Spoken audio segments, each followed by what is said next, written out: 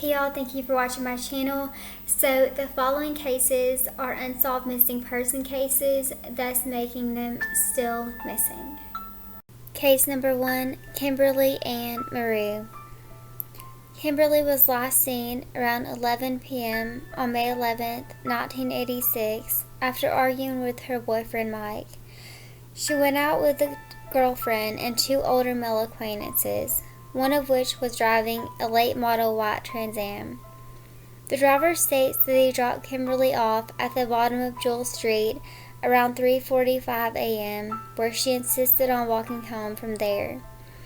She has not been seen or heard from since. Foul play is suspected in her case, which remains unsolved.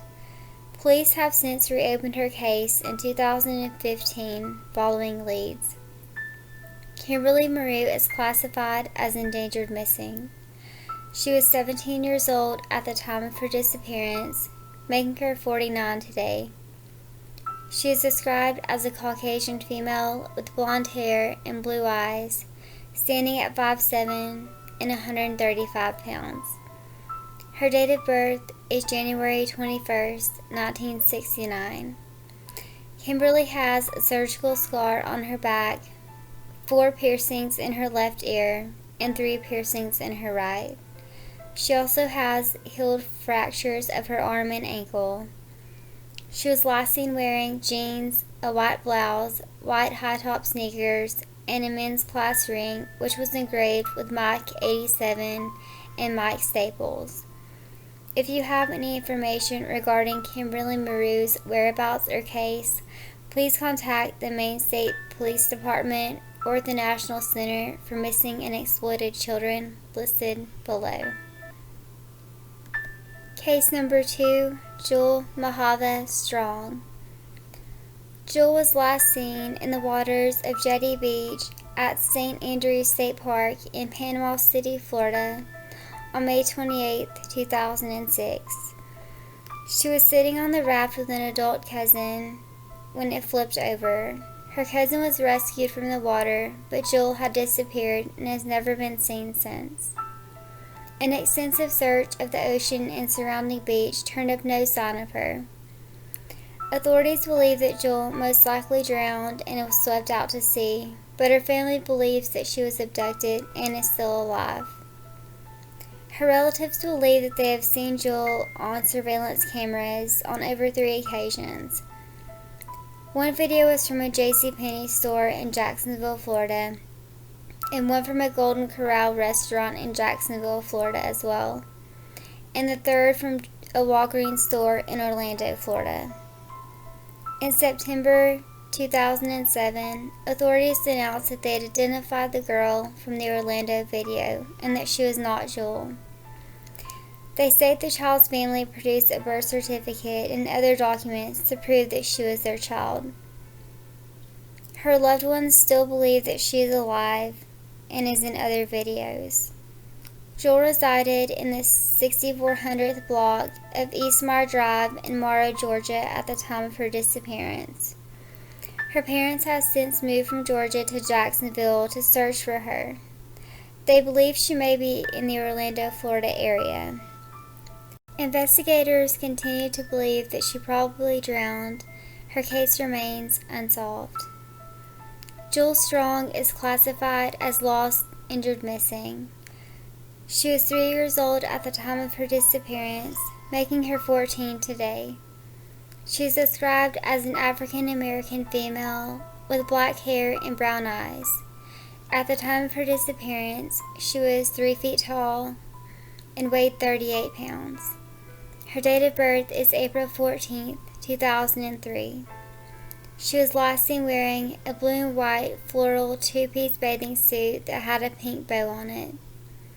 If you have any information regarding the whereabouts of Jewel Strong, please contact the National Center for Missing and Exploited Children listed below. Our final case, number 3, is Gina L. Clark. Gina was last seen by her mother inside of their home in the 4400th block of Mersington Street in Kansas City, Missouri at 8:30 p.m.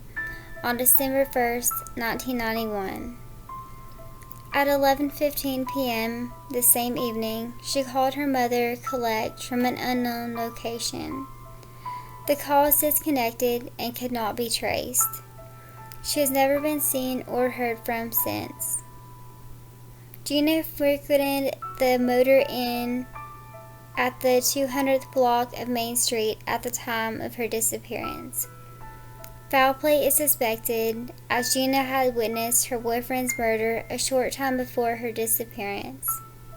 Nobody was in custody for the crime. It is unknown whether her boyfriend's murder had anything to do with her disappearance. Her case still remains unsolved.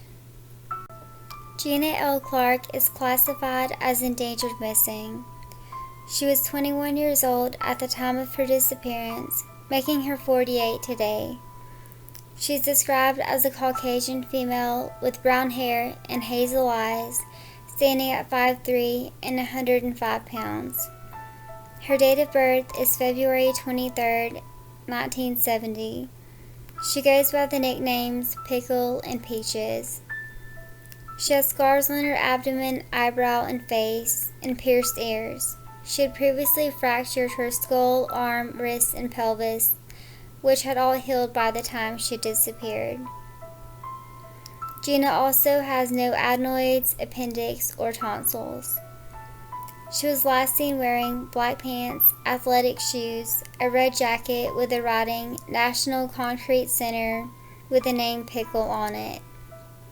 She suffers from Shannonham's chorea, which is a neurological disorder which may cause her to make rapid, jerky convulsions that are involuntary, and she may be unable to maintain posture. If you have any information regarding Gina Clark's whereabouts or case, please contact the Kansas City Police Department listed below. Thank y'all so much for watching this video. Don't forget to like and subscribe if you have not already, and hit that notification bell so you know when I upload my next video. And definitely drop me a line below. I love hearing from y'all. I love discussing with y'all some theories, what y'all think happened, what you think didn't happen. That is like definitely the highlight of making these videos for me, is discussing, you know, possibilities with y'all, because y'all kind of come up with things I'm like, I would have never thought of that. So y'all are great about that. But also, as always, I do not place ads on my videos, so if you would like to support my channel, the Patreon is linked below. I'm going to set up a one-time PayPal donation if you would like to. I'm trying to buy some new equipment so the quality is a little better. But I'm working toward that, and the money from Patreon would definitely help me get there a little faster than otherwise. But anyways, thank y'all so much for watching, and I will catch y'all on my next video.